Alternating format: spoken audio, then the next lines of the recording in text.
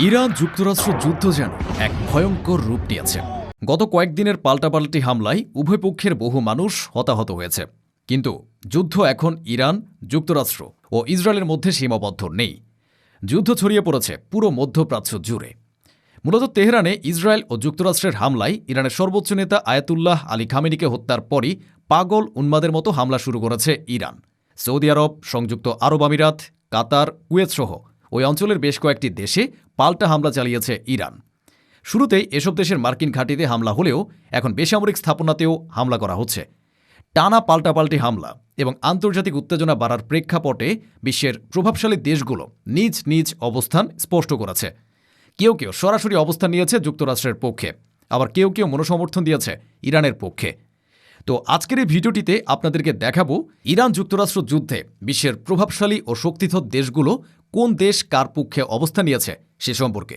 তাছাড়া আরও জানাবো এই যুদ্ধে ইরান ও যুক্তরাষ্ট্রের মধ্যে কার সক্ষমতা বেশি সে সম্পর্কেও। তো চলুন আর কথা না বাড়িয়ে ভিডিওটি শুরু করি। তবে বন্ধুরা, ভিডিওটি শুরু করার পূর্বে অনুরোধ রইল, ভিডিওটিতে একটি লাইক দিয়ে শুরু থেকে শেষ পর্যন্ত দেখুন। যুক্তরাষ্ট্রের দীর্ঘদিনের ঘনিষ্ঠ মিত্র যুক্তরাজ্য। এর আগে ইরাক ও আফগানিস্তান যুদ্ধে যুক্তরাষ্ট্রকে সমর্থন দিলেও এবার একটু ভিন্ন সুর নিয়েছে দেশটি।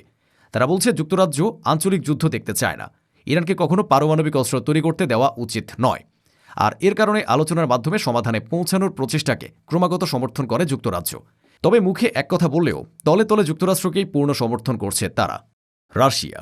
ইরানের মিত্র হিসেবে পরিচিত রাশিয়া দেশটি ইরানের যুক্তরাষ্ট্রের হামলার তীব্র নিন্দা জানিয়েছে। রাশিয়ার পররাষ্ট্র মন্ত্রণালয় এক বিবৃতিতে এ হামলাকে জাতিসংঘভুক্ত একটি স্বাধীন ও সার্বভৌম দেশের বিরুদ্ধে সুপরিকল্পিত সশস্ত্র আগ্রাসন বলে আখ্যায়িত করেছে। এরা শুধু উপরে ভালো মানুষের রূপ নিয়ে ইরানের সমর্থন করলেও সরাসরি কোনো অবস্থান নেয় না, শুধু মুখের কথা বলে তীব্র নিন্দা জানায়। ফ্রান্স। যুক্তরাষ্ট্রের আরেক মিত্র দেশ ফ্রান্স সবসময় যুক্তরাষ্ট্রের সমর্থন জানিয়েছে। ফ্রান্সের প্রেসিডেন্ট ইমানুয়েল ম্যাক্রো বলেছেন, এ উত্তেজনা সবার জন্য বিপদের কারণ হতে পারে। এতে বোঝা যাচ্ছে ফ্রান্স যুদ্ধ বন্ধের বিবৃতি দিলেও যুক্তরাষ্ট্রের পক্ষেই মনোসমর্থন রয়েছে। চীনের সাথে ইরানের তেল বাণিজ্যের ভালো সম্পর্ক রয়েছে, যে কারণে চীন ইরানের পক্ষে মনোসমর্থন দিলেও ইরান যুক্তরাষ্ট্র যুদ্ধে সরাসরি কোনো অবস্থান নেয়নি। চীনের পররাষ্ট্র মন্ত্রণালয়ের মুখপাত্র বলেন, ইরানের সার্বভৌমত্ব, নিরাপত্তা ও ভৌগোলিক অখণ্ডতার প্রতি অবশ্যই শ্রদ্ধা জানাতে হবে। অবিলম্বে যুদ্ধ বন্ধের আহ্বান জানিয়েছে বেইজিং, যাতে বোঝা যাচ্ছে নিজ স্বার্থের কৌশলে চীন। কানাডা। যুক্তরাষ্ট্রের পাশাপাশি রাষ্ট্র কানাডা এক বিবৃতিতে নিজের অবস্থান পরিষ্কার করেছে।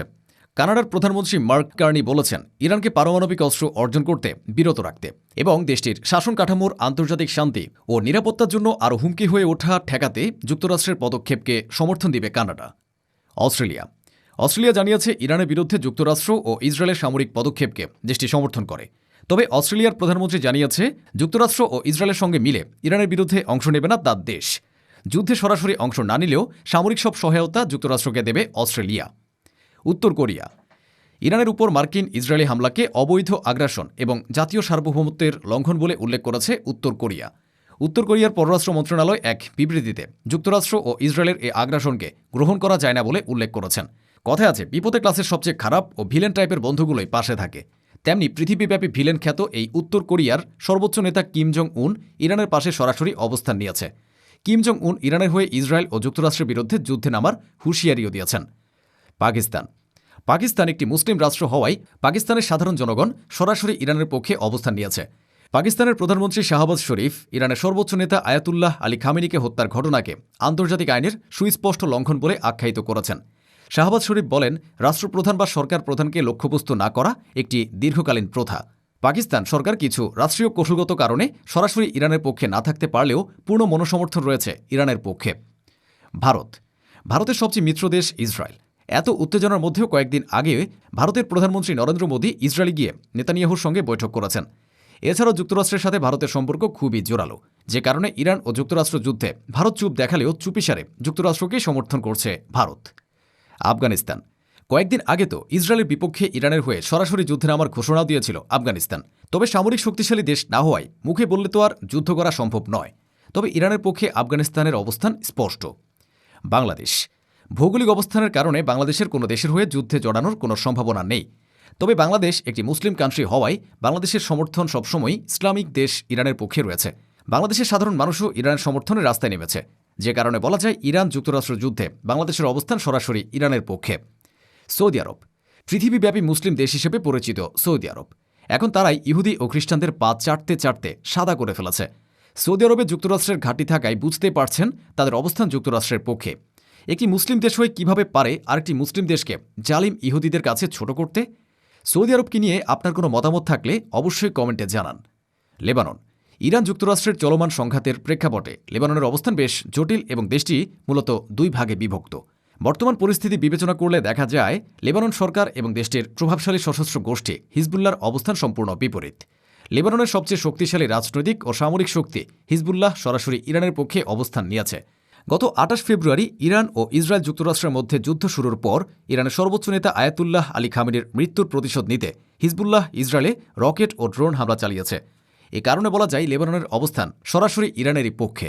ইসরায়েল ইরান ও যুক্তরাষ্ট্রের যুদ্ধ লাগানোর মূল হোতাই হল ইসরায়েল। ইসরায়েল থেকে মূলত যুক্তরাষ্ট্র সকল হামলা চালাচ্ছে। তো ইসরায়েলের অবস্থান নিয়ে কিছু বলার নেই। ইসরায়েলের ইহুদি মুনাফিকদের কারণে পুরো বিশ্বে অশান্তি তৈরি হয়েছে। তো বন্ধুরা, ইরান যুক্তরাষ্ট্র যুদ্ধে ইরান কি পারবে যুক্তরাষ্ট্রকে প্রতিহত করে বিজয় ছিনিয়ে আনতে? আপনার কি মনে হয় কমেন্টে লিখে জানান। ভিডিওটি ভালো লাগলে শেয়ার করুন এবং চ্যানেলটিতে নতুন হয়ে থাকলে সাবস্ক্রাইব করে বেল আইকনটি বাজিয়ে রাখুন। ধন্যবাদ।